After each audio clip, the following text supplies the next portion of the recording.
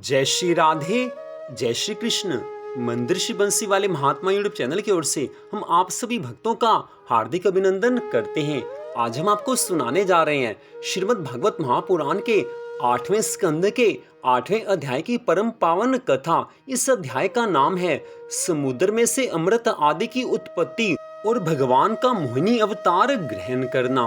बोल श्री राधा कृष्ण भगवान की जय। बोल श्रीमद् भागवत महापुराण की जय। पिछले अध्याय की कथा में आपने सुना था कि देवताओं और दैत्यों द्वारा समुद्र मंथन आरंभ किया गया तो सबसे पहले घलाहल विष निकला था, जिसको भगवान शंकर ने पी लिया था और अपने कंठ में धारण किया था, जिससे भगवान शंकर का नाम नीलकंठ महादेव हुआ था। अब उससे आगे की कथा श्री सुखदेव जी महाराज कहने लगे हैं, हे राजा परीक्षित, श्री नारायण भगवान की आज्ञा पाकर जब देवताओं और दैत्यों ने फिर से समुद्र को मथने का कार्य आरंभ किया, उस समय दूसरी बार में कामधेनु नामक एक अत्यंत सुंदर गौ उत्पन्न हुई। श्री नारायण भगवान ने उस गौ माता की प्रशंसा करते हुए कहा कि इस गौ माता से जो भी चीज मांगी जाए वही प्राप्त हो सकती है। यह सुनकर देवता और दैत्य दोनों ने उस गौ को लेना चाहा। यह देखकर श्री त्रिलोकीनाथ भगवान ने कहा कि ये गौ ब्राह्मणों और ऋषियों को देनी चाहिए। वे लोग वन में रहकर कंद मूल फल द्वारा अपना पेट भरकर दिन रात हरि भजन करते हैं। वेद शास्त्रों में भी यही लिखा है कि किसी कार्य में होने वाले लाभ में से ब्राह्मण को कुछ दान अवश्य दिया जाए। ये कहकर श्री नारायण भगवान ने उस गौ को वशिष्ठ दुर्वासा आदि ऋषियों को सौंपते हुए कहा, आप लोग इसे ले जाकर देवलोक में रखो। जब ब्राह्मणों अथवा ऋषि मुनियों को किसी वस्तु की इच्छा हो तब वे इस गौ को अपने आश्रम पर ले जाकर इच्छित वस्तु प्राप्त कर लें। इसके पश्चात इसे फिर से देवलोक में पहुंचा दिया करें। जब ऋषियों ने उस गौ को ले लिया तब श्री नारायण जी भगवान सबको सुनाकर कहने लगे, अब समुद्र में से जो वस्तुएं निकलें उनमें से एक को देवता और दूसरी को दैत्य ग्रहण करें। अस्तु तीसरी बार समुद्र से उच्चेश्वर नामक परम सुंदर सफेद घोड़ा निकला। दैत्यों ने उसे देखकर कहा, यह घोड़ा राजा बलि के चढ़ने योग्य है, इसलिए यह घोड़ा हमें मिलना चाहिए। यह सुनकर श्री नारायण भगवान ने वह घोड़ा दैत्यों को दे दिया। चौथी बार एक 4 दांतों वाला ऐरावत नामक सफेद रंग का हाथी निकला। श्री नारायण भगवान ने उसे देवताओं को दे दिया।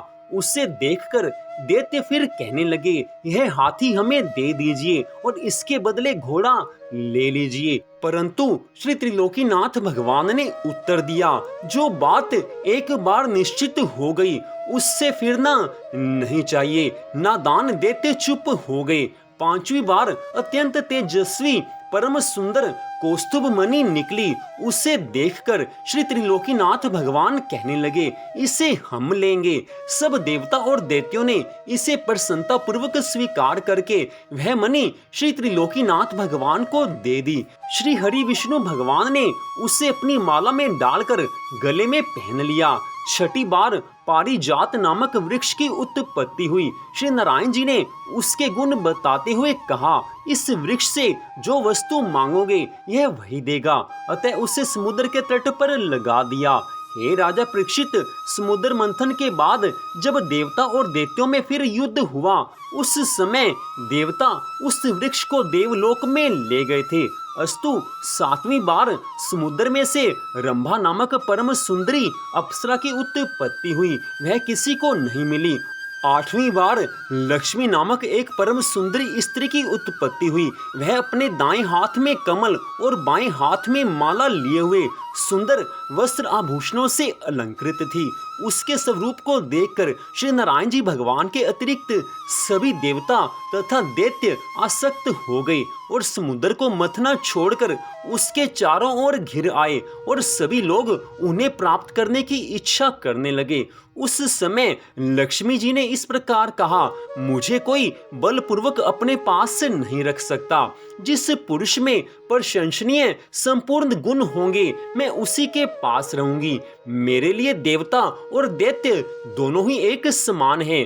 तुम सब देवता, असुर, ऋषि, तपस्वी, ब्राह्मण और गंधर्व आदि अपनी अलग अलग पंक्तियों में बैठ जाओ। मैं जिसे चाहूंगी उसे स्वयं वरमाला डालकर वरण कर लूंगी। यह सुनकर सब लोग अपनी अपनी पंक्ति बनाकर बैठ गए।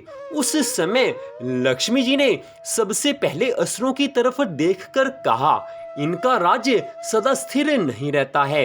ये लोग महाघमंडी तथा पापी होते हैं, अतः मैं इनके पास नहीं रहूंगी। फिर तपस्वी और ऋषियों की तरफ देखकर बोली कि ये अति क्रोधी होते हैं, थोड़ा सा अपराध होने पर भी क्षण भर में श्राप दे डालते हैं, अतः मैं इन्हें स्वीकार नहीं करूंगी। फिर ज्ञानियों की तरफ देखकर कहने लगी, ये लोग नियम और आचार से ना रहकर मन माना काम करते हैं, अतः मुझे ये भी पसंद नहीं है। फिर देवताओं की ओर देखकर कहने लगी, ये लोग दुर्बल हैं, इन पर विपत्ति पड़ती है तब ये लोग श्री नारायण जी भगवान की शरण में जाकर उनकी सहायता लेते हैं, अतः इन्हें स्वीकार करना भी ठीक नहीं है। हे राजा परीक्षित, जिस समय लक्ष्मी जी इस तरह कह रही थी उस समय पृथ्वी ने एक अत्यंत सुंदर रत्न जटित सिंहासन लाकर उस पर लक्ष्मी जी को बैठा दिया।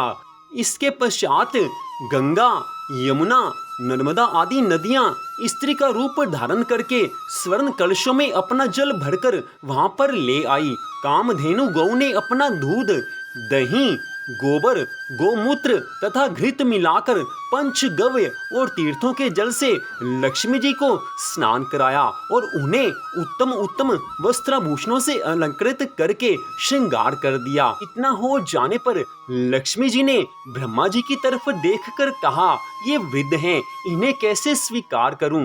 तत्पश्चात लोमश आदि ऋषियों की ओर देखकर कहा, इन लोगों की आयु इतनी बड़ी है कि कितने ही ब्रह्मा इनके सामने पैदा होते और मृत्यु को प्राप्त हो जाते हैं। दीर्घायु होने के कारण ना तो ये अशुभ कर्म करने से डरते हैं और ना ही इन्हें अपनी मृत्यु का डर सताता है। इसलिए मृत्यु के डर से कुकर्म ना करने का डर इन्हें नहीं है, ये मेरे योग्य नहीं है। इस प्रकार सब गुण दोषों का विवेचन करके लक्ष्मी जी श्री नारायण भगवान के सम्मुख जा पहुंची और उनके रूप, तेज सब गुणों से परिपूर्ण है। यद्यपि इनमें एक दोष ये भी है कि इन्हें न तो किसी संसारी वस्तु की इच्छा ही होती है और न ये किसी से मोह रखते हैं। जो उद्धव भक्त जीवन भर इनकी सेवा करता रहा उसे उन्होंने ये आज्ञा दी कि तुम बद्रिकाश्रम में जाकर तपस्या करो, तब तुम्हें मुक्ति मिलेगी। लेकिन इसके विपरीत जिस व्याध ने इनके पैर में बाण मारा था उसी समय विमान पर बैठाकर उसको सीधा वैकुंठ लोक को भेज दिया। ऐसे श्री नारायण भगवान है, परंतु इन सब दोषों के होते हुए भी इनसे अधिक उत्तम पुरुष तीनों लोकों में दूसरा कोई नहीं है। इसलिए मैं इन्हीं के चरण कमलों की सेवा करके अपना जीवन धन्य करूंगी। इस तरह कहते हुए लक्ष्मी जी ने अपने हाथों की माला श्री नारायण जी भगवान के गले में डाल दी। उस समय सब देवता और दैत्य श्री लक्ष्मी नारायण जी भगवान की जय जयकार करने लगे। बोल श्री लक्ष्मी नारायण भगवान की जय। इसके पश्चात श्री नारायण भगवान ने लक्ष्मी जी से कहा, हे लक्ष्मी, तू आठों याम मेरे हृदय में वास करेगी। यह देखकर समस्त देवता और दैत्य भी बहुत आनंदित होकर प्रफुल्लित हो उठे। हे राजा परीक्षित, इसके पश्चात उसी समय समुद्र ने ब्राह्मण का रूप धारण करके वेद की विधि के अनुसार लक्ष्मी जी का विवाह श्री नारायण भगवान के साथ कर दिया। उस समय लक्ष्मी जी को विश्वकर्मा ने आभूषण पहनाए, पृथ्वी ने मुक्ति मणियों की माला दी और नागों ने कुंडल भेंट में दिए। ब्रह्मा और शिव आदि देवताओं ने आनंदित होकर श्री लक्ष्मी नारायण जी भगवान पर पुष्पों की वर्षा की। लक्ष्मी जी के दर्शन प्राप्त होने के कारण देवताओं और दानवों के शरीर में एक नवीन शक्ति का संचार हो गया। क्योंकि मां लक्ष्मी शक्ति स्वरूप हैं, इसलिए उनका दर्शन प्राप्त होने के बाद देवताओं और दानवों में विशेष रूप से नवीन शक्ति आ गई। तत्पश्चात श्री नारायण जी की आज्ञा से देवता और दानवों ने पुनः समुद्र को मथना प्रारंभ कर दिया। तब 9वीं बार समुद्र के गर्भ से कन्या रूपी वारुणी की उत्पत्ति हुई, जिसे दानवों ने ले लिया। 10वीं बार एक बहुत सुंदर तेजस्वी श्री नारायण जी के अवतार और यज्ञ में भाग ग्रहण करने वाले धन्वंतरी नामक वैद्य की उत्पत्ति हुई। उस पुरुष के एक हाथ में अमृत कलश और दूसरे हाथ में हरितकी थी। उसे देखते ही समस्त देवताओं और दानवों ने प्रसन्न होते हुए यह कहा, जिस अमृत के लिए हमने इतना परिश्रम किया था वह हमें अब प्राप्त हुआ है। उसी समय एक दानव ने आगे बढ़कर उस अमृत कलश को धन्वंतरी के हाथ से छीन लिया। यह अत्याचार देखकर देवताओं ने दानवों से कहा, इसमें आधा भाग हमारा भी है। तब दानवों ने उत्तर दिया, हमारे पीने के बाद जो अमृत शेष बच जाएगा उसे हम तुम लोगों को दे देंगे। यह सुनकर देवताओं ने श्री नारायण भगवान जी से शिकायत की। उस समय श्री नारायण जी भगवान ने देवताओं को धीरज बंधाते हुए कहा, हे देवताओं, मैं अपनी माया से कोई उपाय रचकर तुम्हें सारा अमृत पिला दूंगा, इसलिए तुम कोई चिंता नहीं करो, मैं तुम्हारी रक्षा करूंगा। भगवान के ऐसे वचन सुनकर देवताओं ने संतोष कर लिया। उधर जो दानव अमृत के कलश को धन्वंतरी से छीन कर ले गए थे, वे उसकी आपस में छीना झपटी करने लगे, परंतु किसी को इतना समय नहीं मिल पाया कि वह उस अमृत को पी सके। इससे आगे की कथा का वर्णन करते हुए श्री सुखदेव जी महाराज कहने लगे हैं, हे राजा परीक्षित, जिस समय दैत्यों में इस तरह छीना झपटी हो रही थी, ठीक उसी समय श्री नारायण जी भगवान परम सुंदर स्त्री का मोहिनी रूप बनाकर वहां उपस्थित हो गए। आज भगवान का मोहिनी अवतार हुआ है। बोल मोहिनी अवतार भगवान की जय। इससे आगे की कथा का वर्णन करते हुए श्री सुखदेव जी महाराज कहने लगे हैं, हे राजा परीक्षित, श्री नारायण जी भगवान के उस मोहिनी रूप के श्रृंगार का वर्णन नहीं हो सकता, जिसको देखकर देवता, असुर, मनुष्य, योगी, यति और बड़े बड़े ऋषि मुनि भी मोहित होकर बेचैन हो जाते हैं। त्रिलोकीनाथ श्री नारायण भगवान ने उस समय ऐसा आकर्षित करने वाला परम सुंदर मोहिनी स्वरूप से अवतार लिया था।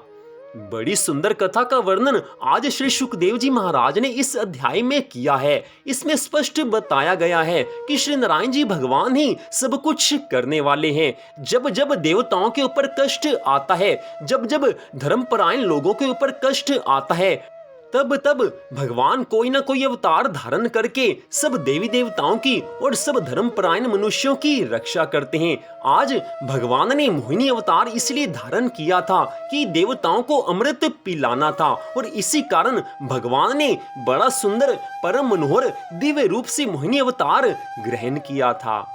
तो यहीं पर श्रीमद् भागवत महापुराण के 8वें स्कंद के 8वें अध्याय की कथा का विश्राम होता है। मंदिर श्री बंसी वाले महात्मा यूट्यूब चैनल की ओर से इस कथा को आपने सुना। आज की इस कथा को सुनने के लिए आप सबका हार्दिक धन्यवाद। भगवान श्री राधा कृष्ण जी की श्रीमद् भागवत महापुराण की अनंत कृपा सदा आप सब पर, आपके परिवार पर बनी रहे, इसी मंगल कामना के साथ जय श्री राधा रानी सरकार की, जय श्री कृष्ण भगवान की, जय श्री लक्ष्मी नारायण जी भगवान की, जय श्री मोहिनी अवतार की, जय श्रीमद् भागवत महापुराण की, जय श्री सुखदेव जी महाराज की। जय जय श्री राधे, जय जय श्री राधे, जय जय श्री राधे श्याम।